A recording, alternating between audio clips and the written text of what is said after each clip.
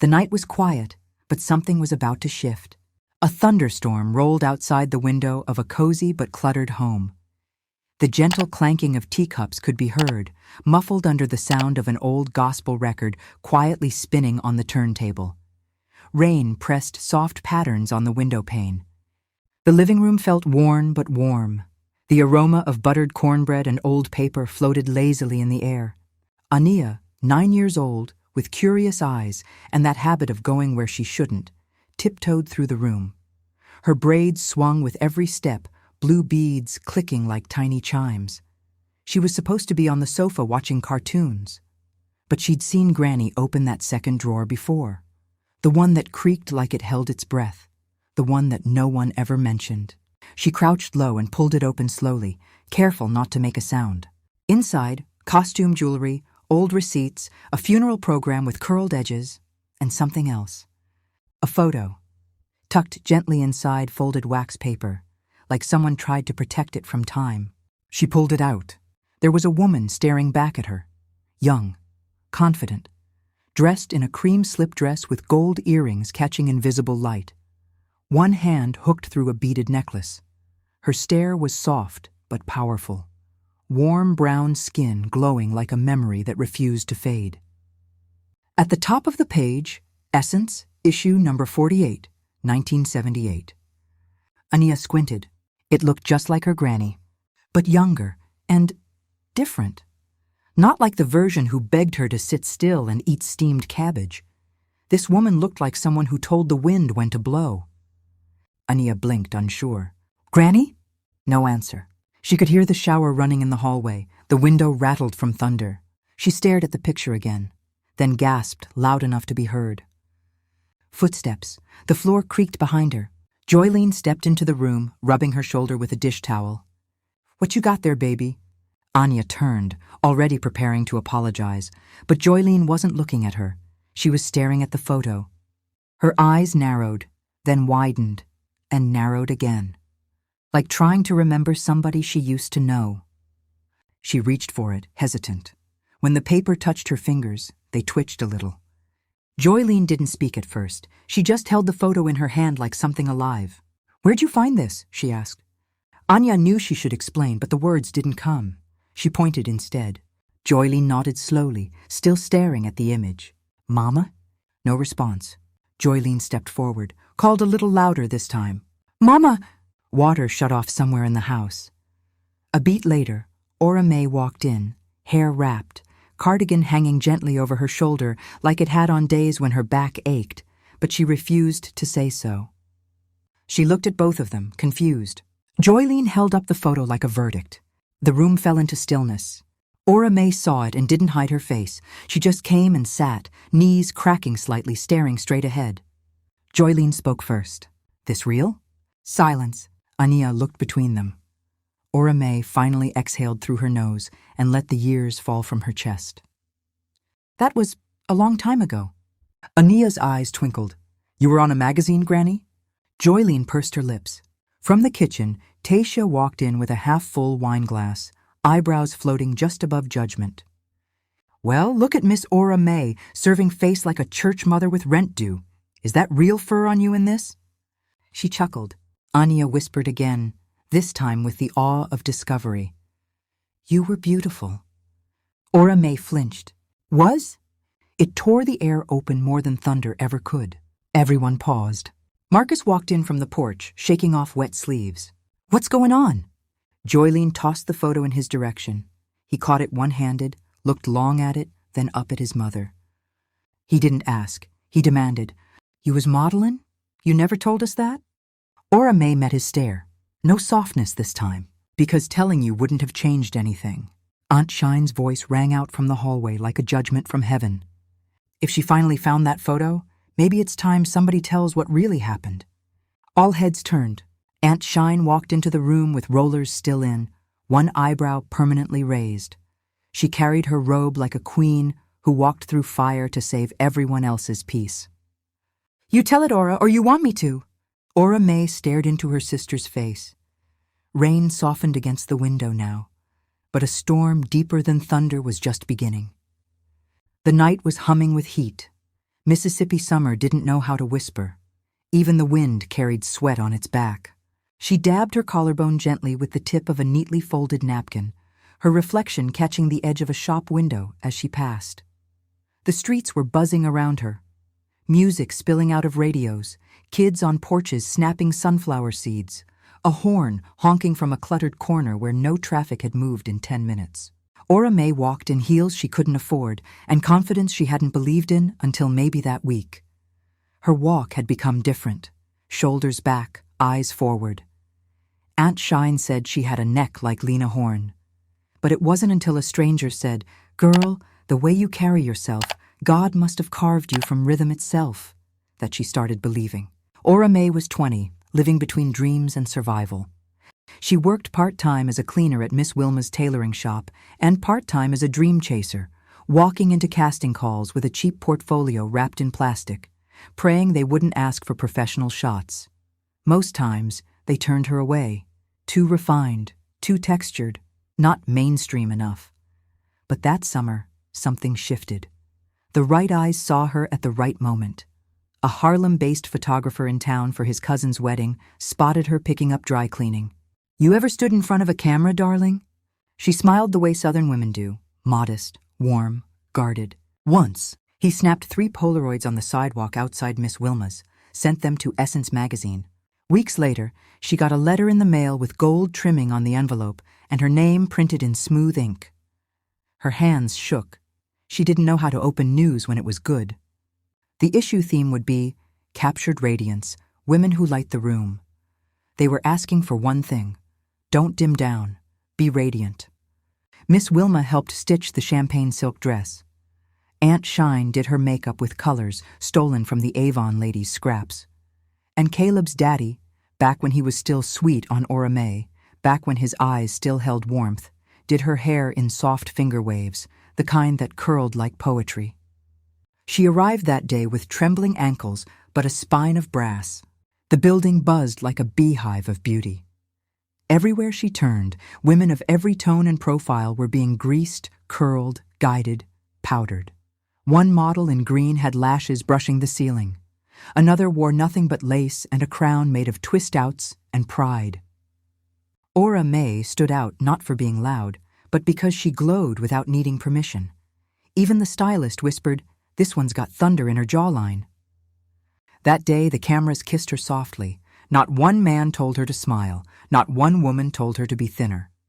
When the lights flashed, Ora Mae exhaled something she'd been holding since childhood. It wasn't about beauty. It was about being seen. Days later, just after the first proofs came in, Ora Mae's mother fell ill.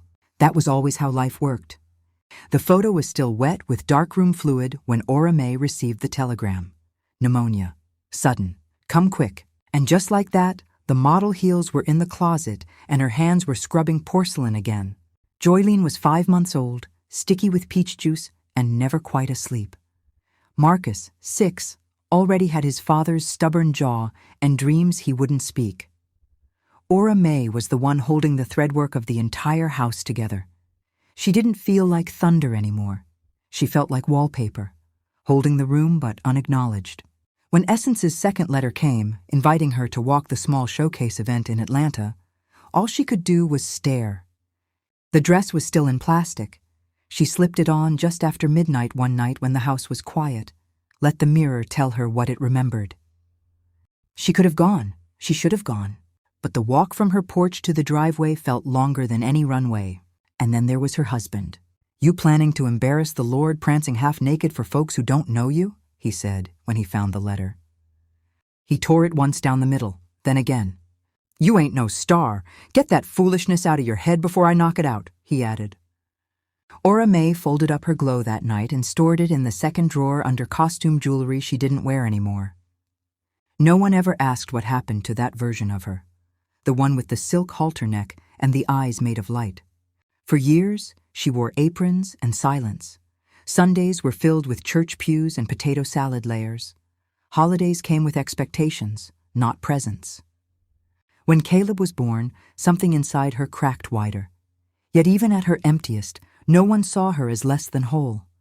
They just stopped checking if she wanted more than to be needed. Then, years later, Caleb's daddy ran off with a gas station clerk and didn't leave behind so much as a forwarding address. Ora Mae told nobody about the photographer who sent her another letter. "Your face stays with me," it said. "You're still radiant." She never answered it, because by then she believed beauty had an expiration date. That secrets were safer when quiet. That children love you more when your light flickers politely instead of burning bright enough to change the room. Aunt Shine knew every word of that truth, but never spoke it. She watched Ora Mae age into that quietness and stayed close, like a shadow who didn't want you to feel alone in the dark. But even shadows remember the sun. Now, 28 years later, a little girl had opened the second drawer, and the secret, pressed between perfume and dust, was breathing again. Aunt Shine stared hard at her like she did when they were girls, and Ora Mae forgot the offering money on purpose. The room waited, so quiet you could hear the walls creak. Marcus folded the photo carefully and set it on the table like it was too hot to hold. Joylene sat back on the arm of the sofa, arms crossed tight. She didn't look angry yet, just bracing herself. Caleb leaned in the doorway, half shadow, half thought. Always quiet, always watching. His head tilted the moment Ora Mae blinked hard, like he knew what was coming had been buried too deep for too long. Aunt Shine broke the silence. "Well, I'd tell it, but it ain't my story." Ora Mae licked her bottom lip and rubbed one palm across her thigh. She looked over at Ania, who was sitting on a floor cushion, chin in her hands. Innocence thinks everything can be fixed with a hug. She spoke slow. "Back in 1978, she said, I had a ticket to Atlanta for an Essence showcase. I was supposed to walk the runway." "What runway?" Marcus asked, voice rising. "In front of who? Whole family at home and you out here strutting around in a slip for some strangers?" Joylene shot him a look. "Marcus." "No, I'm asking," he cut in. "How long was this dream floating around behind closed doors?" Ora Mae laughed once, sharp. "Y'all saying it like a sin. It was a part of me, that's all." "And when were you going to tell us?" he pressed. "When you on hospice?" "Marcus," Aunt Shine's voice clapped across the room. Joylene turned to her mother. "Is that why Daddy got mean toward the end? Because something happened back then?" Ora Mae's eyes didn't lift from her lap. He didn't want no wife folks looked at. He wanted someone soft in the background. I was that for him. "You were never soft," Aunt Shine snapped. "You were glowing, and then you dimmed." The house was still again. Caleb finally unfolded. "So you were a model. And then what? Just stopped? Just gave up?" "I didn't give up. I pushed pause. Life got louder." Marcus leaned forward, that preacher-toned scolding creeping in. "You had kids, a whole husband. That's life. This modeling, that's fantasy, Ma. That's nice for girls with no mouths to feed." Ora Mae's stare slid sideways, and I fed them, while making peace with the fact that every version of me you know is the one that stayed silent. Tasia, who'd been sitting back scrolling her phone, now looked up. "I mean," she shrugged, "it's not that deep. Everyone sacrifices. Everybody gives something up. That's being grown." Ora Mae turned to her, voice tightening. "Don't speak on sacrifices when you don't even fold your own laundry, baby." Aunt Shine smirked behind her hand. Joylene dropped her head, a dry laugh escaping. Meanwhile, Ania looked up at her grandmother like she had just sprouted wings. "But why'd you hide her, Granny? The lady in the picture?" Ora Mae's voice caught. "Because some things we bury before other folks can dig them up and use them against us." "Was modeling really that dangerous?" "No," she said, shaking her head. "But joy was. Joy people can see as a threat to folks who never found their own." Joylene's expression softened. "You still got the dress?" "I don't know," Ora Mae said. "I think it's in a hat box back in the hall closet." Everyone fell into thought.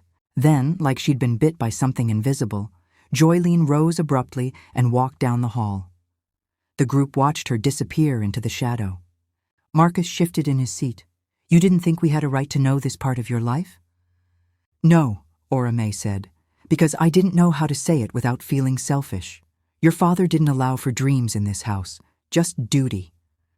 "I thought y'all were solid," Marcus muttered. "Solid like brick," Aunt Shine added, "and he acted like one, heavy, cold, and built just to block." Anya giggled. Even Ora Mae cracked the faintest smile. From the hallway, Joylene shouted, "Found it!" A moment later, she re-entered. In her hands, a faded, dusty hat box with blue trim and a cracked satin bow. Ora Mae exhaled so slowly you could see 20 years escape with that breath. Joylene placed it right in Ora Mae's lap, thumbed the top gently, like knocking on a grave. "You want to open it?" Everyone stared. Caleb walked over first, sat next to her on the couch. Tacia leaned in from the kitchen archway, wine forgotten. Marcus didn't move.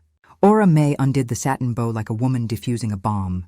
Inside, tissue paper, yellow with age. A faint smell of lavender.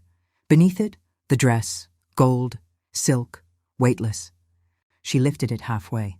The light from the window caught in its folds. It glimmered just for a moment. Time folded in on itself. "Tried it on once about 10 years ago," Ora Mae said. "Didn't fit the same, but it still made me feel like me." Joylene sat down on the other side of her, eyes misty. "God, Mama, you should have been on every page, every billboard." "I didn't need every page," Ora Mae said. "Just one." Marcus finally spoke, lower now, less fire. "I think maybe. I just didn't know how to think of you as anything but Mom. You be this soft safety net, and now I hear stories and I feel robbed, I guess." "You weren't robbed, baby. You were protected." "But from what?" Ora Mae looked around, her eyes finally meeting everyone else's. "From a truth none of y'all were old enough to hold at the time. And by the time you were, that girl in the photo felt like a stranger to me too." Silence. Then Tacia asked without her usual sting, "Did you love it? Modeling?" She nodded without hesitation.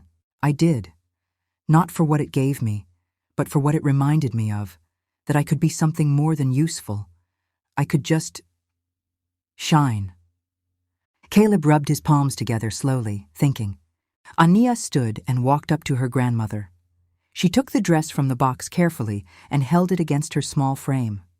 "Wow," she whispered. "I want to shine like this too." Ora Mae touched her cheek. "You already do, baby. You just don't know it yet."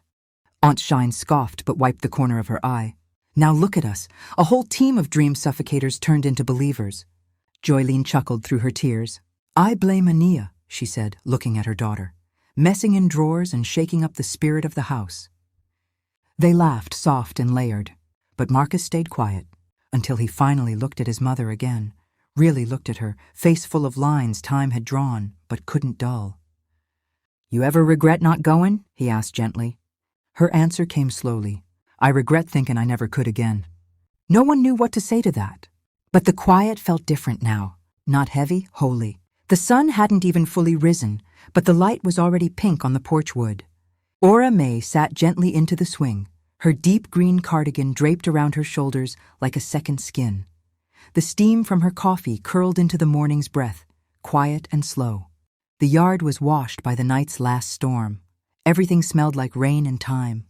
Anya pushed the swing from behind, barefoot and full of questions.